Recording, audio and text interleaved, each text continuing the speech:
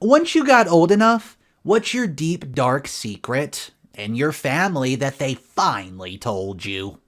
Story 1. Here's at least one family secret. I'm adopted. I found out my biological father, he begged me to not reach out to any of my half-siblings as it would, quote, ruin his life and standing in the community.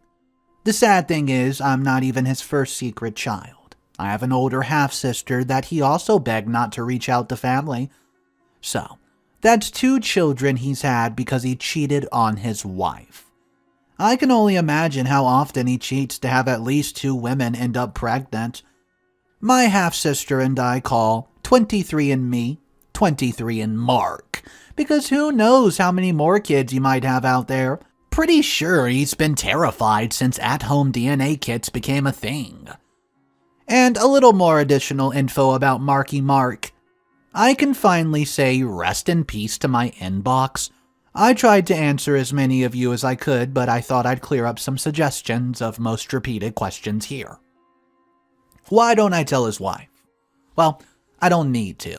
She already knew about my half-sister and now me, because she answered his phone when I first called asking questions, and promptly told me to leave her family the heck alone. And forget him asking me to stay quiet. Why don't I blow up his life and reach out to my half-sibling? Well, it's largely because of my half-siblings that I haven't done anything. I didn't sign up to be a wrecking ball or destroy a family. Imagine finding out everything you knew about your father was a lie in the worst way possible. I know I'd be devastated. I may not have met them, but they are my half-siblings after all. They're just as innocent as this as I am. I don't want to be the one to hurt them like that. I really hope that he will realize he can't keep a secret like this forever and come clean to himself. Why not mail his kids' DNA kits anonymously? Realistically, it's only a matter of time before one of them gets curious and does it on their own, or gets gifted one from an unwilling family or member and friend. And finally, why don't I blackmail? Well, he's a terrible person. He should pay. It's pretty simple. That's just not the kind of person I am. I don't want his money. I never have. I go to bed every night with a clear conscience, which is more than I can say for him, and that's worth more than any money could ever buy, in my opinion. I have a roof over my head, a husband who loves me, and a beautiful daughter, a great dad, and 2 new half-siblings that I adore. Heck, from my perspective, I'm rich. Story 2. When I was young, I was told my uncle, maternal side, had died from cancer, suddenly. I was around 6 years old. My grandfather and uncle had died within the previous 2 years, so I was sadly enough age for that, familiar with death and funerals. It was a closed casket, and when I asked my mom why they didn't open it like they did for other funerals, she just said that's what his family wanted and not to mention it anymore. Years later, when I was over 12 years of age, I was staying at my paternal grandmother's place and she was going off on some religious rant, as she was about to do, and the topic of hell came up. My grandma, never one to hold punches, flatly said, "Like your Uncle Charlie. I bet he's down there. God rest his poor soul." Of course, I asked her what she meant by that, only to have her look at me like I just asked the stupidest question imaginable. Once the shock of my profound ignorance wore off, she simply said, "Well, if you hurt yourself to die, it's a one-way ticket to hell." And I guess if shooting yourself isn't, well, hurting yourself, then I don't know what is. That conversation is forever burned into my brain. She was an incredibly warm, caring woman, but she was very matter-of-fact and honest, and she would say some cold crap sometimes, due to her insane religious beliefs. She hugged me and baked me cookies afterward and apologized for having to be the one to tell me how he really died. Story 3. My dad used to send me birthday cards every year when I was younger. My mother left my dad while pregnant with me for a good reason. Even though I never got to meet him when I was young, I was glad to still receive the birthday cards with a few bucks acknowledging I was alive and that he did one day want to see me. Well, around age 14 or 15, I learned that my mother had written every single one of those letters and my grandfather would mail it to ourselves to make it seem legit. It never actually received any letter from him. My dad, well, he was a pretty terrible guy. Without airing all the family's dirty little laundry, he was abusive. I did eventually meet him 2 times, once at my aunt's funeral at 17, where he wrote me a long letter about how he wished he was better. And when I was 19, when he tried to establish a relationship, he gave me terrible vibes and I never answered his attempts to reach out after that, and I'm happier this way. My mom raised 2 kids by herself. Unfortunately, my family has its issues. My family suffers from alcoholism, and my mother has deep mental health issues. Growing up with her wasn't always easy and still isn't now. Some days she's lucid and wonderful. Other days she's violent and unstable. But I know deep down inside her, where she is well and unafflicted by her illness, she's an incredible mother and kind. I just have to accept that she's unwell and try to remember all the good times. My family and I are estranged these days, but it makes me want to work harder to be able to have a loving mother, if I do become one someday.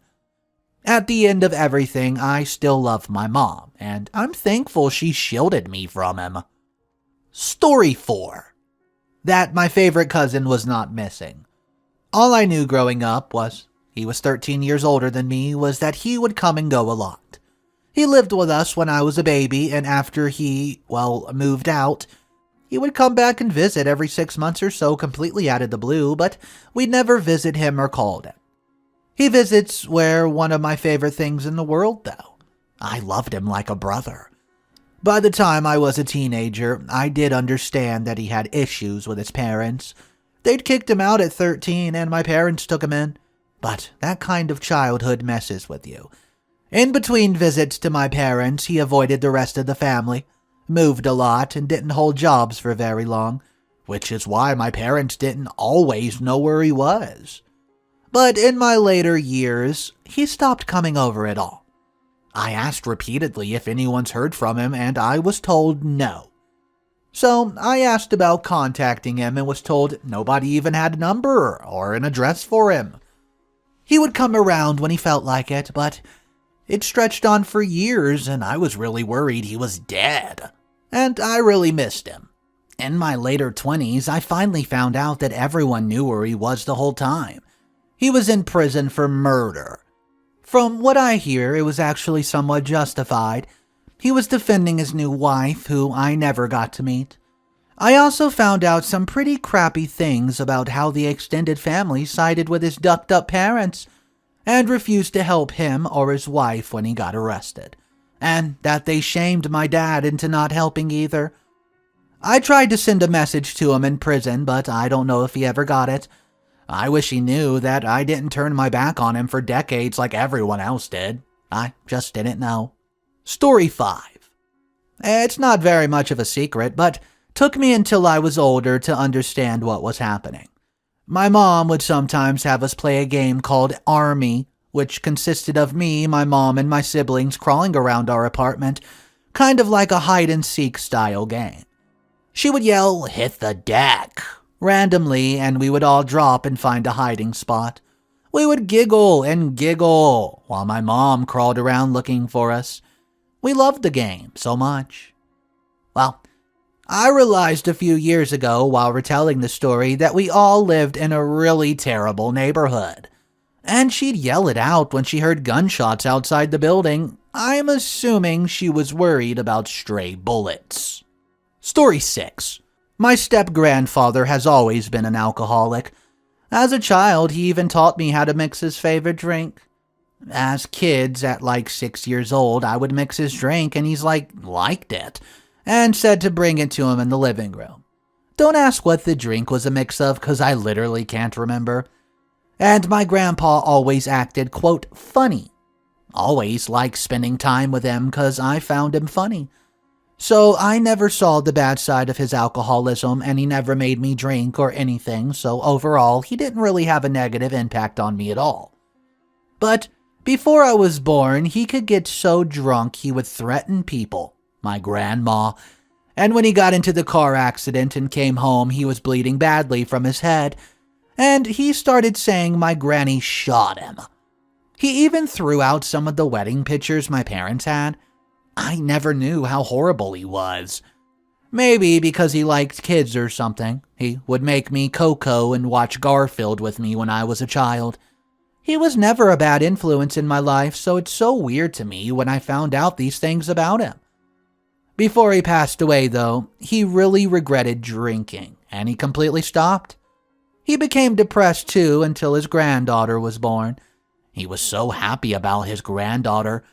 Well, he ended up dying regretting everything and a sober man who was happy to have been able to meet his one and only biological granddaughter. Regardless of everything, he really changed in the end, and everyone was really upset that he died. Story 7. When I was young, I thought it was really nice that my Nana lived with my aunt and her family, since she was getting on a bit, and it meant she was looked after and there were people always around, since Aunt has 6 children. Occasionally, Aunt would gripe about being the one looking after Nana since Aunt is always one of my many kids, and being young, I sympathized. But given all they spent loads of time with Nana, didn't really think it was a big deal. You don't think about your financial responsibility when you're young, I think, just social and caring. Well, it turns out the reason Nana lives with Aunt is because Aunt and her husband convinced Nana to put the house in their name, so they could, quote, look after her affairs. And they sold it out from under her and invested the money in some pyramid scheme, and it's long gone now. Because of this, her siblings refused to give Aunt a penny towards looking after Nana since it's her fault.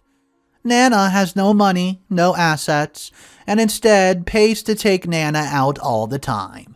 Meals, shopping, activities, so she doesn't go without, but they let Aunt struggle under the weight of Nana's general living expenses. Aunt's kids are all independent now, so they're not going to be impacted by money issues. Now, I look back at her griping with annoyance and think what a terrible person she was. Story 8. My grandfather killed his youngest brother just to get out of going to Vietnam. He, his brother, and 2 other friends had their numbers called in the draft for Vietnam. They didn't want to go, obviously, but they didn't come from money and all worked to support their families. If they got arrested, they'd lose their job and their families would lose their income. So they decided on a different plan to get out of going. They would drive to get their medical checks together, and on the way there, they would drive the car into a tree. The plan was to get too injured to get sent to war, but not so injured as to be permanently crippled, and it had to look like an accident so nobody gets arrested. This was in a country in Western Australia, so they were all going to say that they swerved to miss a kangaroo and hit a tree. My grandfather was driving, and his friend was in the passenger seat. The other 2 were in the back. His brother was behind the passenger seat, and they hit a tree going about 40 kilometers per hour. Enough to be serious. A broken leg for my grandfather, a broken arm for the guy behind him, and broken ribs all around. They definitely weren't going to war. The problem was that for a maximum impact, and because this was rural Australia in the 60s, they weren't wearing seatbelts. Nobody found them or their car for an hour or so, and nobody considered internal injuries in this plan. And for my grandfather's brother, he bled to death from a ruptured spleen in the back seat. He was dead before they got to the hospital. My grandfather never forgave himself, and he never talked about it. My grandma was the only one he ever told, and as far as we know, she didn't tell my mother and I until long after his death. We found a small box in their bedroom where we were cleaning out the house after she died last year. It had a clipping from the local newspaper at the time about the accident. It said that they've swerved to miss a kangaroo. It was called a tragedy. I don't think my mother told any of her siblings, so technically this is still a deep family secret. I guess now you're all in on it. Story 9. As a teen, I heard that my cousin Terry's engagement had just failed short, a time before their scheduled wedding date, and they were all, well, anyone cared to say much more. In recent years, I was given more detail. Terry and Joanne became engaged after he got her pregnant, as well at first. But 2 weeks before the wedding, Terry's mom became violently ill and actually nearly died. I can't remember what the disease was. This was years pre-corona. Terry asked if Joanne would postpone the wedding just until his mother got better so she could attend. Joanne instead called off the entire wedding over the phone. The dark bit is that when Terry went home to see her, their home was cleaned out. Only Terry's meager belongings remained, even their bed was gone. Terry called Joanne. No answer. He called her family. No answer. He went to her family's place only to find it completely empty. Not a trace of them was left behind. No note, nothing. All their social medias were erased and their phone numbers were deactivated. Even Joanne's siblings had no clue where they've gone. It was as if they vanished.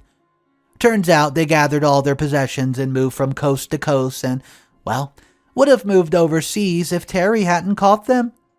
Joanne tried to leave the country with her baby just because Terry wanted his mother to attend their wedding. This whole saga lasted 3 long years. After a long legal battle, Terry won primary custody of his child. He's currently a single father who soaks up every moment they have together. I haven't been told what became of Joanne, and I'm certainly not going to ask. Story number 10. My father met my mother in the Philippines, where he was stationed there in the Navy. He married her there and conceived me. He went away to finish his tour of duty. My mother moved to America when she was a month away from giving birth to me. She moved in with relatives in Texas, and my father's tour ended while he was in Hawaii. He met a woman there and called my mom in America, asking for a divorce. He wanted to take back his recent marriage to her, with a kid on the way, because he had a one hot night stand. My mother was already scared being in a new country, not knowing much English. Add to this that she was pregnant, about to give birth, and her husband was dumping her. My Texan uncle got on a plane, prepared to kick my father's butt. He somehow talked to my father into being a man and taking responsibility for his wife and child. The fact that the fling dumped his butt surely helped. He was back by the time I was born. I learned all this when I was 11, around the time my parents got a divorce. It was only the first of countless dark family secrets I'd come to learn during my teenage years.